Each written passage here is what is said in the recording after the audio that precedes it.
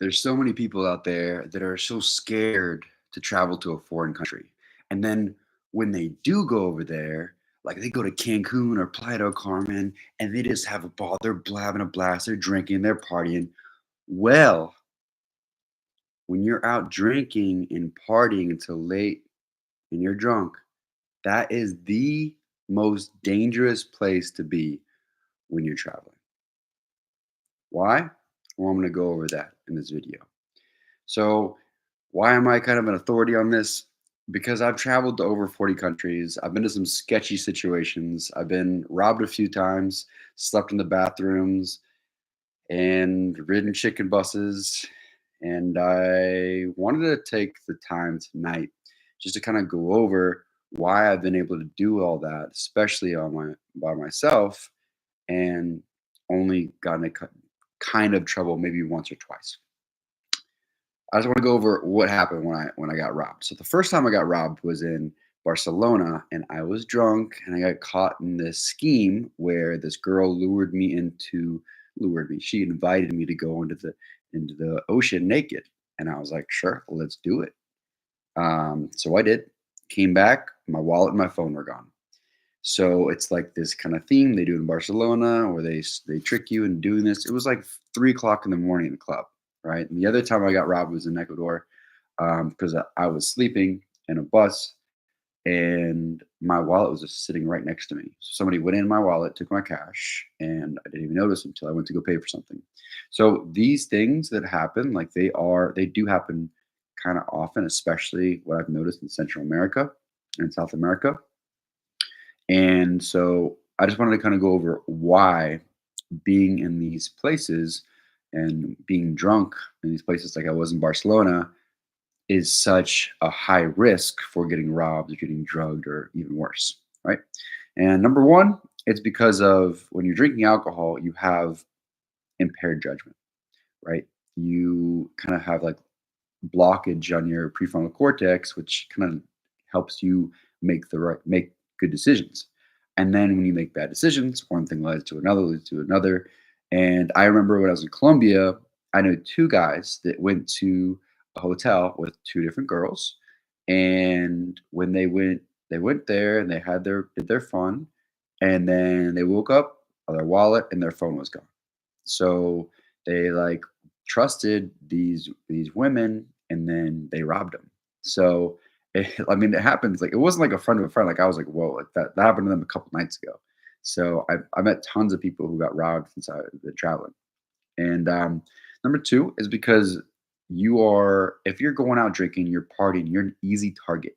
Like basically, people who are going to rob you, they're kind of like, let's just consider them like kind of like lions, right, or sharks. They're people who are like hunting for for the weak and the wounded, right? And when you're drinking, you're kind of like a wounded doe, and it's just kind of like an easy target.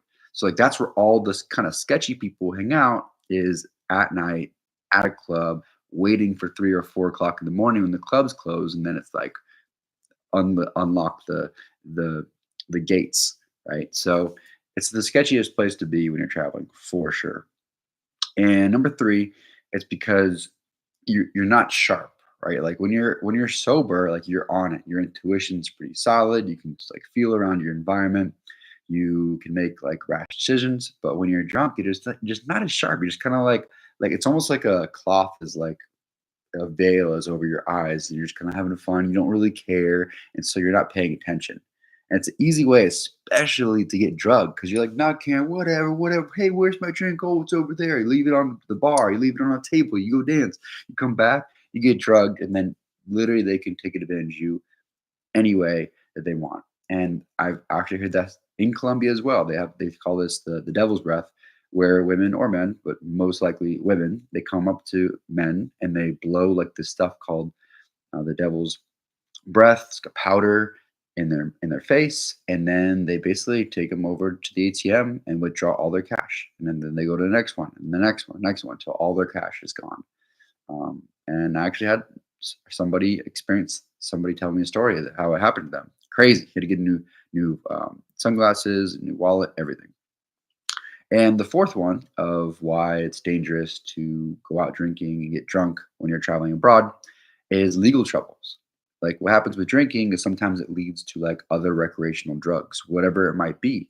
And a lot of these places they're illegal. In Colombia, it's kind of illegal. It's like, there's cocaine everywhere. But in a lot of these different countries, they offer these different illegal drugs, and then you have illegal drugs on you, and then you make bad decisions, you use the drugs, you get caught, or the cops will just roll around, especially in Mexico and different parts of Central America.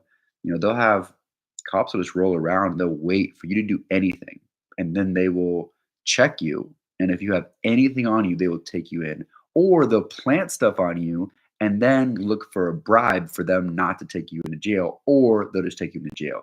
You do not want to be in jail in a third world country or a foreign country. I'm telling you that right now. So those are the four ways of how drinking can impair your judgment and this be dangerous. I'd say that's probably the most dangerous thing to do when you're drinking is get or when you're traveling is to get really drunk and be somewhere that could be a little edgy, like Central or South America. So why is being sober a game changer? Well, number one, like I said before, sharpness and intuition. You could be able to kind of feel out, okay, like where am I? How am I interacting with different people? Can I trust this person? Can I not? You can feel into it more. And if you're sober for an extended period of time, your intuition and your sharpness increases over time, 100%.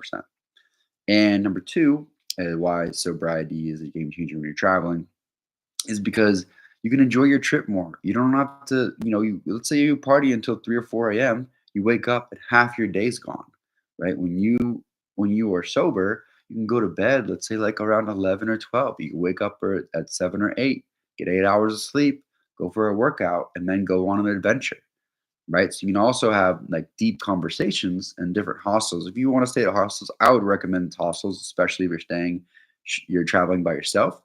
You can have really deep, intimate conversations with people that are from all over the world. So, highly recommend hostels and enjoying your trip more by being sober when you're traveling because you're going to have those intimate conversations and those adventures. All right. So, now here's four different tips that I want to leave you guys for when you're traveling, especially if you're traveling alone. And let's say you want to do it sober. And if believe me, when I started traveling sober, I was like, what do I do at night? I'm telling you, if you stay at a hostel, there's always something going on. There's always people chilling, and they might be drinking, but you're always safe when you're inside your hostel. So, and what I guess maybe many people might be asking, like, what's a hostel? I've seen this movie, and this movie was like a thriller where people died in a hostel. Listen, the safest place when you're traveling, especially when you're traveling on your own, is hostels. It's always a safe haven. And what they are, it's basically when they have like a hotel room, right? That they rent it out and they have bunk beds. So they have like 2 to 4 to 6 to 8 different people in one room. Sometimes it's co ed, sometimes it's only men or female dorms, or you can get your own private room. So there is an option to get a private room, but still enjoy the community and the camaraderie of the hostel. So, and the why people use hostels when they're traveling is because it's significantly cheaper. You can get a hostel bed dorm for like $15 to $25, compared to getting a hotel, which is like like $75 to $100 a night, and it's such a better vibe. So I can go off on a tangent on hostels for like 2 hours, but I'm just going to go ahead and go over these tips for you guys for if you're looking to travel sober. So number one is go out in a group. Now hostels are clutch for going out into a group because let's say you go into your hostel room and you have seven roommates. You have seven people to connect with and be like, hey, well, I'm going to think about going out in the town. Do you guys want to come with me? Sure. Bam. You got friends and you have security. Right. So definitely go out in a group, but you also choose wisely. You might not want to go out with the people who have the bar crawl shirts and who are already drunk and hammered and chugging back a liter of vodka. You choose wisely on who you want to go out with because those people are like the wounded does already. You want to go out with some people who have it together, preferably people who are European. They usually have their head on straight and they can party, but they do it not like Americans do. Not the stereotype, but they know they can handle their alcohol if they are drinking at all. So, number two is to make plans on doing adventures instead of going drinking. Another thing you could do in your hostel. right? And when you go to a hostel, they have like all these different rates that are way cheaper than anybody else buying the adventures because they get it in mass, right? Because they might have 6 to 10 people that sign up for an adventure. Like let's say water, like going on a waterfall hike, or going paragliding. Like there's so many different events and adventures you can book through your hostel, and when you go on adventures, really get the whole experience from your trip instead of just getting hammered. You can get hammered anywhere, but being able to go on this unique waterfall hike or going paragliding is unique to that area, right? Number three, my third tip is to go out to cultural events or ecstatic dances instead of going out to the bars. Now, what do I mean by like a cultural event? What I mean by that is like it seems like every country kind of has their own way of music and culture and things like that. So, like just for example, when I went out in Brazil, there was this thing called samba, which is basically like a live band that plays a whole bunch of different instruments and you just dance. And it's just really cool. Like it's not super based off of people getting hammered. Like there was like really no fights, no drunk people when I went. It was just pure Brazilian culture, and it was really cool to experience that. There was also capoeira, which is really cool to experience. But what I'm getting at is every single country has a unique culture to it, and to be able to actually go to those events to me is more unique and fun than just getting hammered at a Senior Frogs. So, and also ecstatic dances. So there's ecstatic dances all over the world. And what's an ecstatic dance? It's a sober dance. So it's basically a sober party where everybody's sober, where you can connect on a different level and you can also dance and have fun. And usually they end like really early, like at 12 o'clock or 11 o'clock. So you can go to bed early, wake up, do your adventure. How to look up ecstatic dances? Just Google ecstatic dance and wherever you are. And the fourth, the last tip I have for you, I can go on tips all day, but I just want to keep them to four, is to book a hostel with chill vibes. Now, there is so many different apps you can use to book hostels. I would recommend booking.com or Hostel World.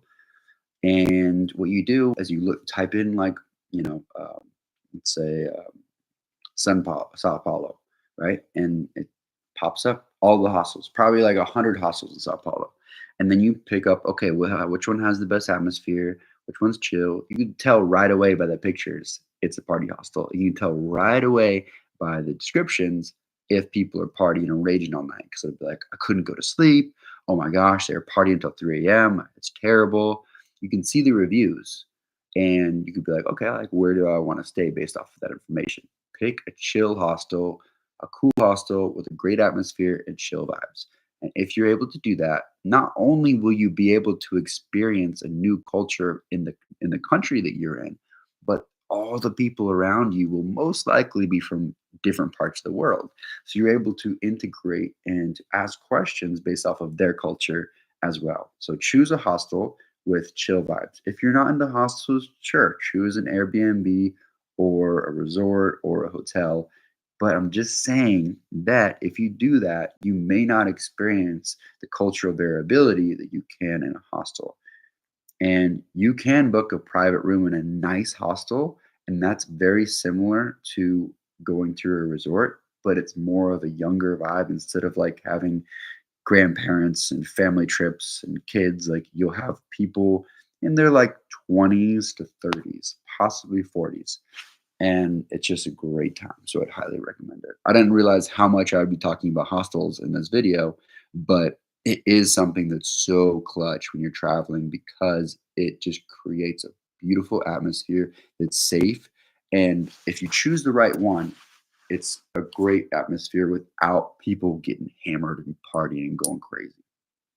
So thank you so much for being here. If you have any questions, comments, concerns, go ahead and put them down below and have a beautiful night. See you tomorrow.